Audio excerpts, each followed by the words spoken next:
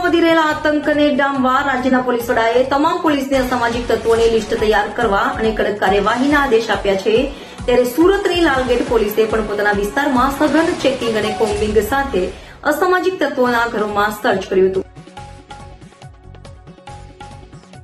ગુજરાતભરમાં અસામાજિક તત્વો સામે પોલીસે લાલાંખ કરી છે, ત્યારે સુરત પોલીસે પણ રાજ્યના પોલીસ વડાના આદેશને લઈ અસામાજિક તત્વો સામે કડક કાર્યવાહી શરૂ કરી દીધી છે, જેમાં સુરતની લાલગેટ પોલીસે કોમ્બિંગ હાથ ધર્યું હતું। સુરત શહેરના જુદા જુદા પોલીસ સ્ટેશન વિસ્તારમાં ગુંડા તત્વોને શોધી કાઢવા કવાયત હાથ ધરાઈ છે અને અસામાજિક તત્વોનો શોધી કાઢવા કડક કાર્યવાહી કરવા તજવીજ તેજ કરાઈ છે। ત્યારે લાલગેટ પોલીસ સ્ટેશન વિસ્તારમાં સઘન પેટ્રોલિંગ અને કોમ્બિંગ હાથ ધરાયું હતું, સાથે શરીર સંબંધી ગુનાઓમાં સંડોવાયેલા તત્વો સામે કાર્યવાહી કરી તેઓના ઘરોમાં પણ મોડી રાત્રે સર્ચ કરવામાં આવ્યું હતું।